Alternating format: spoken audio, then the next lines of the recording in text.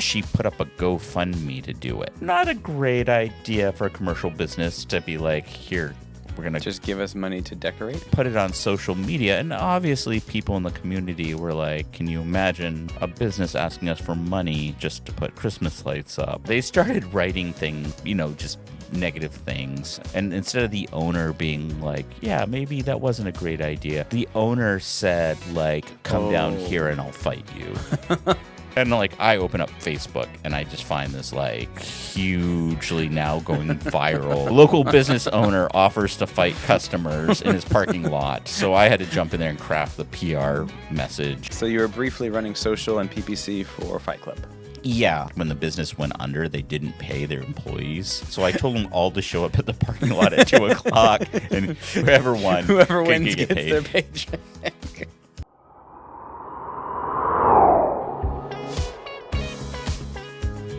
Oh, what a nightmare that would be for everybody. Yes. What's in your cup there, sir? I'm drinking espresso and sparkling water. Oh, is that a new summer drink? That's my office drink. It's your Americano Italiano. Yeah, it's my Pellegrino Americano. My redneck carbonated Americano. No, it's not redneck because sparkling water is very Italiano. That's true. So yeah, you're going more an espresso. Your time in France, I guess. My Nespresso machine. Your Nespresso, and it's not Pellegrino. If you're in France, it would be Perrier. No, French is Perrier. Yeah. Or Aviation. It was interesting being in France because, when you go to the grocery store, there's the sparkling water, and being a Mainer, it's all Poland Spring everything. Right. And then you see Perrier in the States, and you're like, oh, you're Mr. Fancy, getting the fancy water. And that's their Poland Spring. That's their daily drinker. Yeah. It's cheap there, right? Yeah, I mean it's like getting a bottle of Poland Spring here or Polar. Right. It's the same price there. Yeah. Yeah. Any? Did you have any revelations while you were over there? Anything? Aha moments. I always find when I travel, and especially when I leave the country for an extended period of time, I think it's I might have micromanaging tendencies in when I'm here in the office, and I don't think anybody agrees with that. By the way. Well, that's good. Or unless you're saying that sarcastically. No. Oh, okay. Good. Because sometimes I feel like I'm checking in on everybody, on the minutia what they're working on. Okay. Yeah, I don't. And then when I'm away from the office, or maybe it's just because people can't contact me as easily. I find when I'm working remote or I'm on a longer trip, it gives me time to think about big picture, where's the direction of the agency? What do I want to see changes? What are inefficiencies? Kind of along that. Maybe I just have more time to think about big picture. I think I get that because when we travel, for example, here we're away from home for about 6 weeks, and same thing. It's not a business trip per se or anything like that, but I reflect on life and where I'm at. Is there a new chapter coming? What's the plan for the next year? Mm-hmm. Yeah, I think as you get away from the day to day, and it helps you kind of reflect about how do you feel about the day to day. My absolute favorite is Courtney. When I'm away, I won't take that personally, but okay. Well, not that Courtney's my absolute favorite, but I think that's what you just said. My favorite is Courtney adapting to me being away. Mm-hmm. Knowing that with my attention span, that if she needs something from me, she schedules emails to go out. If she's writing an email, she'll schedule it to go out in the middle of the night for her, knowing that it will hit my inbox at 8 a.m. in France. So now we know who's really pulling the strings around here. It's Courtney. Courtney. Yes. The Wizard of Oz. The Wizard of Oz. She's behind the curtain. She's behind the curtains. I think that's actually that's an accurate description of Courtney. Yeah, for sure. She's a genius at what she does. I mean, she oftentimes is not I don't think ever serious, but she's like, am I getting fired? Am I getting fired? And I was like, Courtney. I wish we could fire you. It's impossible. No, I'm like, Courtney, the day you quit is the day you're going to see me with a gas can walking around the office. Yeah. It's over. We're just done. Yeah. It's to be able to have the confidence of that irreplaceable or very hard to replace person. Yes. Is I think we have a lot of integral pieces of C Point now. I have a list in my head of in my 1 year of observation of people that I go like, oh, like, these are the key players here. Yeah. And I will not list those people. Good job. Good political And I am move. not on that list of people. I don't know if I'm on that list of people. You are. Yeah, for sure. For sure. For sure. Yeah. Boss. I'm the one who buys the mayo. Ooh, that was regrettable. Okay. So. Yeah, what are we talking about on this podcast today? So I'm one of the things working in marketing that surprised me the most is the time that it takes to develop from strategy to implementation. Yes. I had in my imagination that it would take a week or two to come up with an idea, strategy, and talk it over as a team, develop the idea, and roll it out. That was but the reality is it's months long in some cases. Yeah, and that's the funny thing I think about working in marketing. Until you see how the bacon's made. I don't know if that's the expression. Sausage. How the sausage is made. Yeah, until you when you see how the bacon is made. No, when you see how the both are pretty gruesome. We bring actually, home the bacon. Yeah, we make the sausage. I do find that people see the end result of marketing and they don't understand like all that went into it. Right. And the slow movement, especially the more complicated campaigns, the bigger the client is, and the slow moving wheels to get to that point where you have a finished campaign. Yeah, because there's not a person that says, yeah, that's a great idea, go. It's a committee, right? And it's not just the fact that it's a committee, but there's like revisions, there's compliance. Right. If you're in a sensitive industry, there's multiple committees. Right. And then there's, client approval, there's compliance approval, there's internal approvals. So, from that point when an idea has genesis to seeing a finished piece of marketing material, whether it's an ad or a blog or some other type of content, like the amount of steps and the intentionality of things in it. Right. And that's why I find I get so surprised when I see like flaws in marketing, like that made it through the process. Made it through the process. Yeah, I was a case study of a very different style of marketing and a different style of client that we do here at C Point is Ryan Reynolds. So you have a celebrity, and instead of just doing a celebrity endorsement, making a commercial and getting his paycheck, he has full engagement with. He becomes partners with a usually relatively small. I would call it like a third tier type company. So it was a Wrexham, if you will. It was a Mint Mobile, right? Was that the one? Yeah. It was Mint, yeah.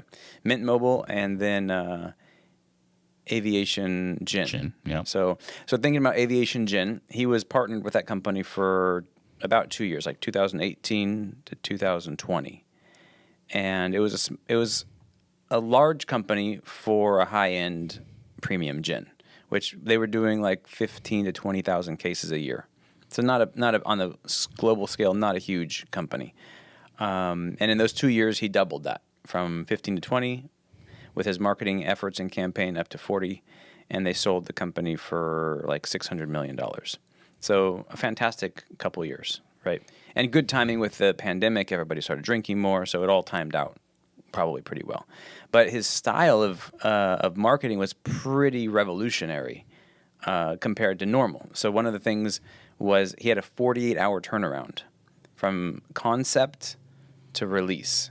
And he didn't just do that just to be fast. He did it because he was going to capitalize on, to some extent, his stardom, so he could get eyeballs onto a thing. But he was also very much like, what's in the zeitgeist? What's viral right now on TikTok or on YouTube or whatever the channel was? And he would take that concept and integrate it and piggyback off of the fact that this is getting eyeballs right now. Piggyback off of that. So there was a one example was there was some, I don't remember the ad, but Peloton had like a crash and burn moment on an ad. Do you know? Yeah, Do you remember what that? I don't remember what the ad was. It was a Super Bowl ad, and it was like the woman looked like she was like being held hostage. Like she just looked like she was like, I got a Peloton. I got to pedal faster. Yeah, and then yeah, I remember that campaign, and then they had her drinking at the bar with the Aviation Gin. Okay, so he used the same actress. So 48-hour turnaround. Yeah. He sees that, boom, it's going viral. He says, let's create an ad based on that, kind of spoofing it or building off of it, gets the same actress, and they release it. And what was beautiful is because it was viral, he was getting free ads because people were just watching it. Right. He wasn't paying for this to be watched. Now people are looking for it and watching it. And, okay, you can talk about intent. Like, were these people intending to buy gin? Like, no, but it's certainly getting brand recognition. For a small gin brand. Well, but I mean, I think that's the thing about Ryan Reynolds. He brought he brought his own brand. He's piggybacking his own brand off of all the products that he was selling. But what was, I think the combination of that, his name and using the virality of the concept was genius because just because Ryan Reynolds buys the gym brand, like 1% of his followers might try it out just to see like what's going on. But when you bring that virality to it now, you probably bump it up to like 10% or more because now people that I wasn't following Ryan Reynolds, but it became like I was aware of it. And when you watch it, they were entertaining to watch. So he made it in a very theatrical way. Right. So I think that was an interesting strategy in a very different marketing world than the style of Sea Point, obviously. It doesn't really cross over very well. Right. But I thought it was a really interesting sort of avant-garde approach to just breaking the wheel. Yeah, and I think he has that ability too, though, because I think the fundamentals of what you're talking about, there's a couple things. One, because he's not just marketing, he's ownership. Right. So you've reduced that friction point. Mm-hmm. Like he comes up with an idea.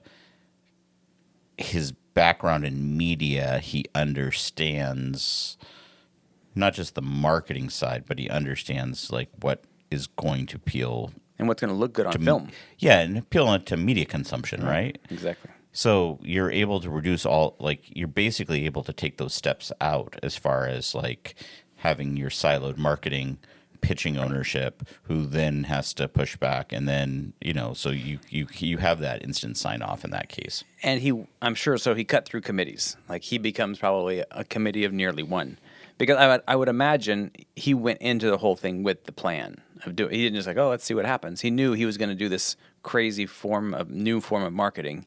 And that's probably what excited him to even get involved in a small gin company, to try out the concept or the strategy of marketing like this. And no doubt when he was negotiating to become partners, he negotiated that into like, I'm going to have control over marketing. Right. I'm everything in the marketing, and guys. It's great to have a spokesperson, right? With millions of followers, exactly. Yeah. So, and I'm sure that they were, they had grown to a relatively large company, but they knew that they were going to get a big boost from this. It was a risk for them, right? Because it wasn't I mean, the same thing like you look at Wrexham now. Yeah, same thing. Like, I mean, they bought Wrexham, a third-tier team, as you were just saying.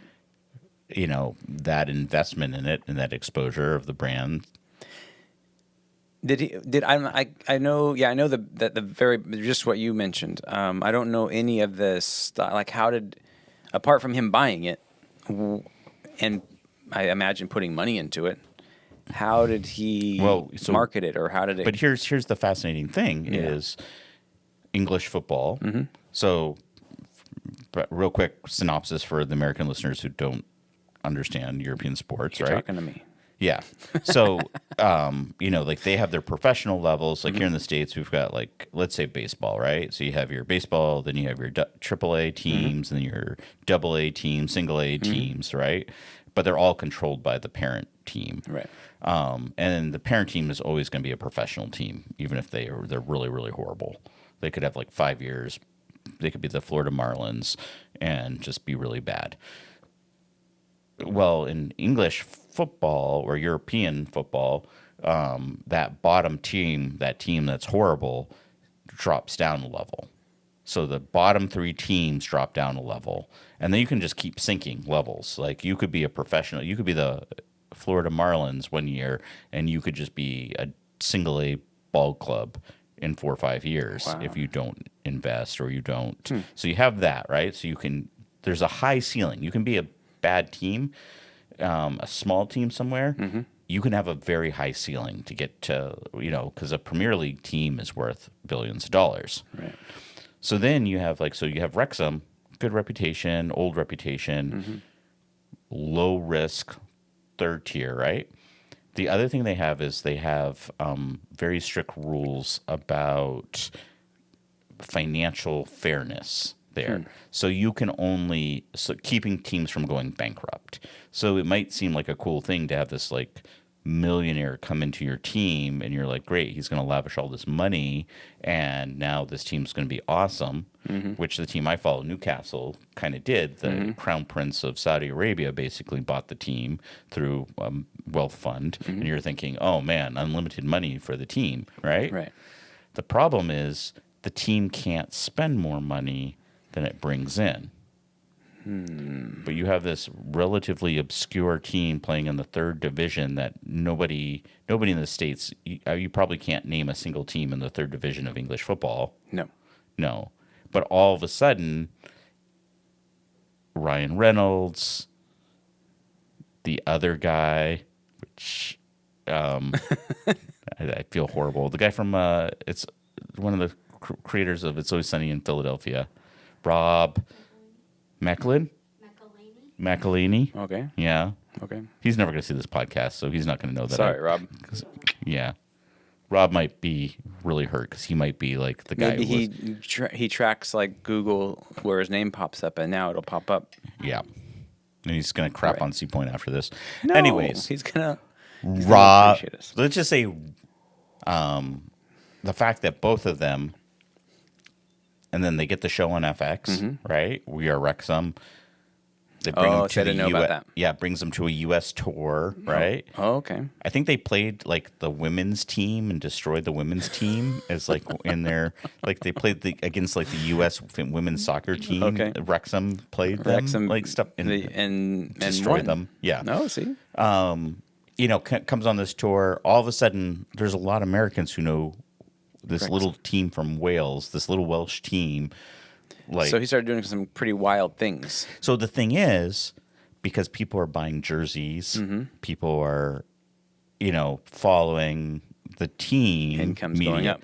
Income's going up. Spend goes up. Spend can go up. So they jumped 2 divisions. So they're in the 2nd tier right now. Okay. But it would be crazy because, again, if next year, let's just say they continue this run, they get up to the Premier League, they're top league in England, one of the top leagues in the world, that investment's going to be same thing. The investment, he can sell it off like Aviation Gin at that point. Right. No. So that so one of the takeaway is he did some unusual things with the team once he acquired it. And it's kind of interesting too because I was on a plane somewhere and I the episodes of We Are Wrexham were on the the only thing the plane was showing. So good job there. Wow. But so I was watching the first episode, and it wasn't like he was this diehard soccer fan who was just like, oh man, I can't wait to own a team now that I've made it. This wasn't like a. What was his approach to it then? He just was like, oh, this is gonna make me money. It was. It was a straight marketing resale play. Straight business plan. Is he still on the team? Is he still involved? Yeah, he still owns. He's still the owner of the team. Interesting. Yeah. I wouldn't doubt though that again the Aviation Gin, or does he still own Mint Mobile? I think he's out of both deals. I don't know what the Mint Mobile deal closed for, but I thought between the two he was close to $1 billion. Yeah. So when he sells Wrexham, for sure, to you would imagine the country of Qatar, when Qatar buys Wrexham from him, Interesting. Yeah. So one of the things, when you travel around, you have to. Interesting when you go across borders, you have to say what you do on the entrance thing, and you say you put marketing down. But in general, in conversations, it's funny the reaction that I get anyway when I say marketing. Like a lot of people kind of groan, like, ugh, because they think of whatever aspect of marketing they don't like. It's the ad that pops up. It's something that's like interfering with what they're actually trying to do. And but the reality of working here at Sea Point for me is very different because it's not any of those sort of negative versions of marketing that we hate. The thing that's trying to con you into buying a product that you're not really interested in, that you're not really needing, and that's not a quality product or a quality company. Well, I think that's purposeful too, right? Right. No, that's what I'm saying. Yeah. So Sea Point's like a very different. And so I explain that. I go, well, like marketing, everything has to be marketed. Right. And it's true. You remember maybe the bad ones more because it's upsetting to you or offensive to you, or you hated the result of it because it wasn't. And so the example we used the other day, talking to Christy, was when you order something on AliExpress, it comes and it's like half the size of what you thought it was going to be. It's like, wait, this is we ordered one time an ottoman, like we thought it was going to be like an An actual what you would assume an ottoman would be a similar height to your chair. It was literally like this tall and like this wide. It was like for a doll. It was an ottoman for a doll. Well, maybe Chinese people are just smaller people. Evidently. Yeah. Evidently, they're very happy with small ottomans. This was certainly not the Ottoman Empire. So the point is like very like not upsetting, but just like disappointing. Right. But the companies that we work with feel very different to me. There's integrity. There's a product that it is valuable. Right.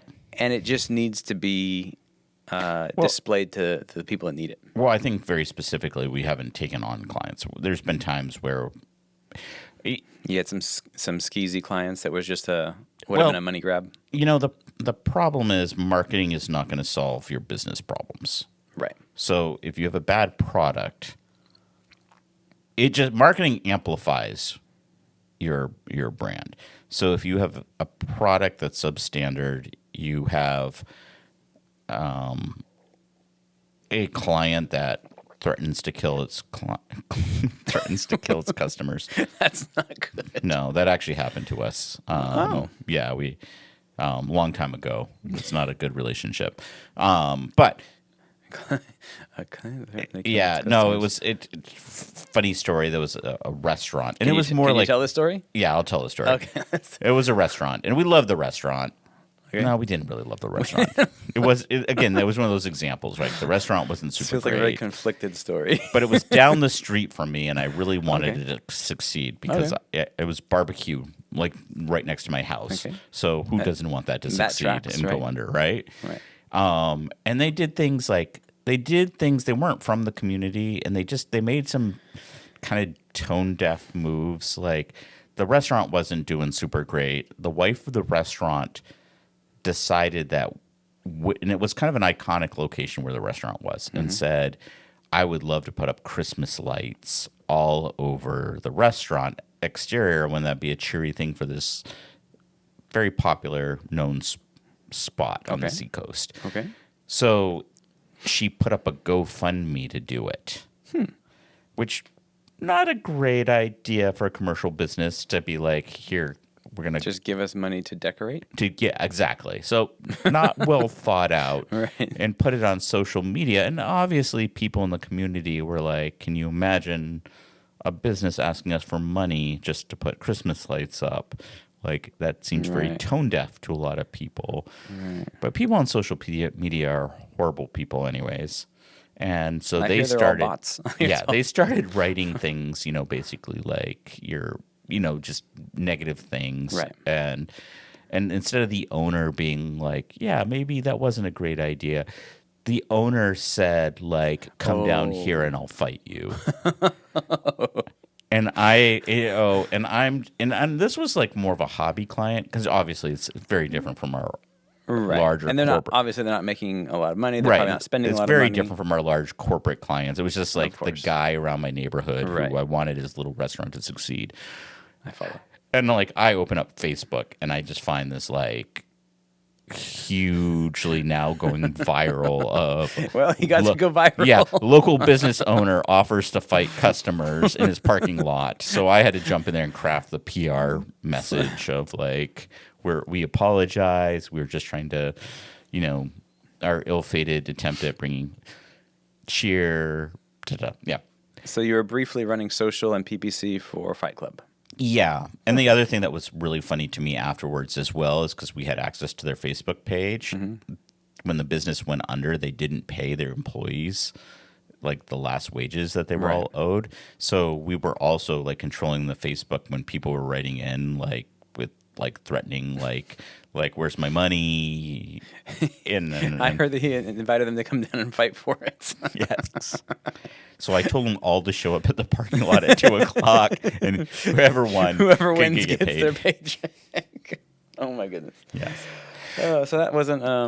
So that's a perfect example. The kind of client. Well, you know what they say, like you can't put lipstick on a pig. Right. Right.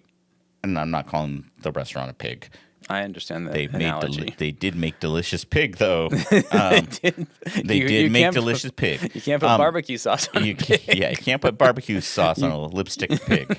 No, but it did highlight to me, this was years ago too, but it highlighted to me like taking on clients. So you'll get people who might send us an RFP or they might and you look at the business model and the business model is severely flawed. And then throwing money in ads at something that's a flawed business, all it's going to do is damage our reputation as a marketing agency. Yeah. So I think one of the advantages of being a marketing agency is being able to pass on projects that you don't think are going to be a good fit. And my spidey sense sometimes has got me out of jams. Sometimes I've been so like wanting to help or, and that's the other thing too, as a marketing agency, you want to have that Ryan Reynolds style impact on a brand, but knowing that you're not going to turn the needle of how their business is run, right, of the success. You're not going to change the reputation of the business just through marketing, and you might go in thinking like you're going to be an impact for good, but you sometimes that's not your role. Well, in marketing. And to be fair, he had to show the same wisdom in choosing effectively who he was going to market. If you look at it from that, he was partners, but he was just effectively their marketing company. Right. And he didn't just go off and choose any old company. I'm sure he did his homework to figure out which one had the right reputation, had the solid base as a third tier that he could amplify. No, and I think Ryan Reynolds is extremely smart as far as understanding cultural moments. Again, we say that as the impact of the Peloton woman and then making the ad of her drinking a martini, perfect moment as far as a reaction to a social media or viral moment to amplify. But I think even bigger, I bet you Ryan Reynolds would not touch a gin brand today because just seeing the market alcohol saturation, and alcohol maybe it's not the declining, right market right now, Like people aren't drinking gins because of other drugs. Yeah, the kids today aren't drinking like they used to. Well, California sober, right? Yeah, it's marijuana, it's mushrooms, it's not alcohol, right? And I mean, it's just a diminishes. But I think he understood very well, the cultural impact of, when he took over these companies, when that is the right product at the right time. Yeah. Yep. I think he has exceptional foresight in that aspect of understanding, is there potential for this brand moving forward? Right. Yeah. How does he do it? Did he have early access to ChatGPT? Maybe just has a good team. Maybe. Yeah. Maybe he's a time traveler. What is Ryan Reynolds investing in 2025? I don't know. Maybe that should be like an Oprah thing. What's Ryan Reynolds? Right. What's Ryan Reynolds? People track Congress's investments. Yes. What's going to be hot in 2026 according to Ryan Reynolds? What's Ryan Reynolds up to? I don't know. Luchadors. We're all going to go back to luchadors. fans, we're all gonna like. I do not think so. No, do not. Why? I don't think so. So, Bill, we've been doing a fun segment. Well, you guys can decide if it's fun or not. We've been doing a fun segment of what's in your chat. Yes. Is there anything in your chat that you can share publicly that won't creep us out too much? There's a lot of words carrying a lot of weight in that sentence. What's in my besides chat? what's in your chat? Like who am I chatting with? Chat GPT. Like topics in your chat GPT. See, now you know the caveats. Now you know why there's so many caveats in. All right. So I will tell you my chat GPT is a lot different than my Gemini. Oh. So, like. So tell us, let's lead into this then. How do you use Gemini versus how do you use Chat GPT? Well, I'll give you an example. I've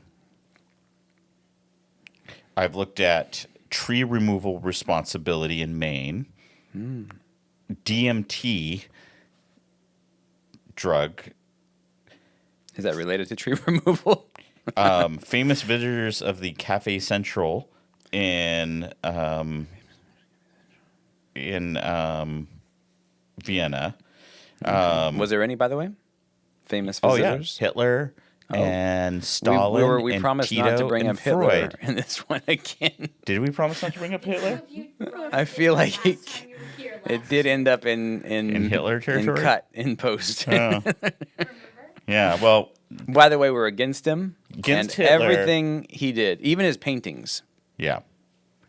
Maybe his taste in strudel was okay. I'm unaware of that. And Well, I do the not Central support it. Cafe had some nice strudel. Oh. Yeah. They served him. Yep. Maybe it was under threat of before. violence, It was though. before. Oh, okay. Yeah. All right. Probably if he had less sugar, he would have been less murdery. That's my lesson. I also have questions about the mule from Foundation. The mule? Yep. Like it's a drink? No, it's a character from some books from Isaac Asimov that there's a TV show of right now that doesn't really stick to it. You just said so many words that I have no idea. Like all of those words. The what's the difference between a photon as a particle or a wave in our vision? I was trying to make a fake calendar for my stuff. No, that doesn't make sense. I was trying to make a calendar for the team of me. Okay. And that I don't think went well. Comparison of East Coast cities, Lord of the Rings wallpaper ideas. Yeah, so nothing really great. Is there anything you've done on? Let's go to Gemini. See if there's more interesting things in Gemini.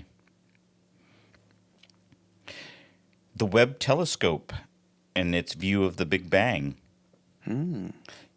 U.S. family homicide statistics. How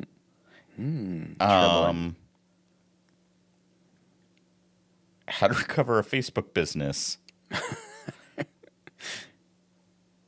Extracting SKUs and URLs from data. Insurance exec becomes a hockey player, and I had a hockey coach. I made the lyrics. That was a good one. That was a good one. Yeah, Canon RS5C troubleshooting guide. Okay. Have you done anything recently on AI that maybe more of a search as opposed to producing something that really surprised you by the result? Like, wow, that was very different than I expected, or much better than I expected. I think the thing that's really surprised me right now in AI is I just got Higgsfield Soul, and it is image generation in video. And, I've been using VO3. I've been using Midjourney as far as, those have been my go-to tools. But the ability to put objects, like my Mayo videos that I made. I don't know if you saw the one where I saw it. Courtney covering herself with mayonnaise. I did not see that. Well, yeah. The one I did see, I couldn't unsee. Yes, Adrian drinking the mayonnaise. Yes. Sorry, Adrian. Sorry, Adrian. All rights reserved. Yeah. But how well it does it, that you can put product placement into, like, that one's the one that's been blowing me away and just giving me a lot of fun to play with. Yeah. So this may or may not make it, but we have a get to know the team member. Get to know the team member. I do feel like we need a little music, theme song. Yeah, a little melody there. Bill doesn't know anybody on his team. I know this feels like it's gonna be sad. Which question. team member once helped deliver a shark to SeaWorld for their shark experience? Once helped deliver a shark to SeaWorld for their shark experience. I'm going to say it's Anna. Because SeaWorld is in Florida, right? There is a SeaWorld in Florida. There's also one in California, isn't there? There's also one in California, and the plot thickens. Is there one in Nebraska? I believe it's called Berkshire World. Berkshire World. That's Berkshire Hathaway in Omaha, Nebraska. Omaha. You can get a good steak there. So was it Anna? It was not Anna. So somebody who... By the way, this version, unlike previous versions of the game, it's a 3 strikes and you're out. Okay. Other versions have had unlimited guesses. Have they? Which I personally have found to be unsustainable. That's true. Because eventually... It's just and eventually you just can't remember certain people's names. All right. I'm going with my second choice, Erica. False. As Dwight would say, false. So I'm down to my last choice. My last choice. SeaWorld delivered a shark to SeaWorld for their shark experience. I'm going to say Adrian, just so I'm not accused of racism at the end of this. But now it's racist because you only chose him because of his race. It had to end in me crying again. Well, it's me. You I did it. Wait. And I'm Chilean, so I'm not Chilean. You're not Chilean. But I do visit there sometimes. Was it a Florida or was it a California San shark? Diego, SeaWorld San Diego. Yep. So my cousin, we had built a shark tank at his house, and we got a leopard shark and some stingrays and some eels. It was really cool as a teenager. And the shark got bigger than the tank. And so we called SeaWorld. They were just opening up their shark experience, which is a huge thing. So they were like, of course they were upset with us because we had a shark we couldn't take care of anymore. Right. So they scold you like a good mother. Yeah. And they're like, but yes, bring it down. But yes, we'll take it. So it was. They scold you, and then you walk by their orca tank. Yeah. That scolding didn't age well, did it? Did not. Did not age well. 35 years later, or 30 years later. Yeah. So he had a Suzuki Amigo. Remember those Suzuki Amigos? Those were fun little death traps in the 90s. Yep. And he had that, and so we had to put the shark in an igloo. Yep. And with a little battery-powered air bubbler, and we drove it about, I think it was like 2.5 hours from our house. Drove it down there and handed it off. They wouldn't let us actually go inside and see all the backstage there. There's very much the scolding, don't do that again. So now it wasn't illegally acquired, by the way. It was illegal. Well, that's good to hear. Yeah. It was just like you can go to the fish store and buy the shark. Yeah. Well, I'm hoping now that both Rob, the other guy who owns Wrexham, and PETA don't listen to this podcast. PETA? PETA. The fish lived happily ever after. As well as one can live at SeaWorld. First of all, it's a shark. As much as a shark can live. A shark. I want to ride on the shark boat. Yes. Okay. All right. Is that it? I feel like we have something else in us. We can cut this back into an earlier part of the... I just feel like we just haven't... We didn't even hit anything, did we? We didn't go as unhinged as we should have. I thought we were trying to keep... I guess we were trying to be more I was subdued. personally trying to stay more on point. We were trying to set a good example and not talk about bidets. You know who you are. You know who you are, bidet man. Anything else? Nope. I think we're done. Thanks for tuning in to the FreeDive Podcast. It's the end. No, it's not. There's more. There's always more. Don't be sad. You can catch our full video interviews on our YouTube channel. Come find us. And don't forget to subscribe, like, and share with your friends so that we're not sad. And follow us on TikTok. And Instagram. It'll make your day happier, promise. And we'll know if you do. Until next time.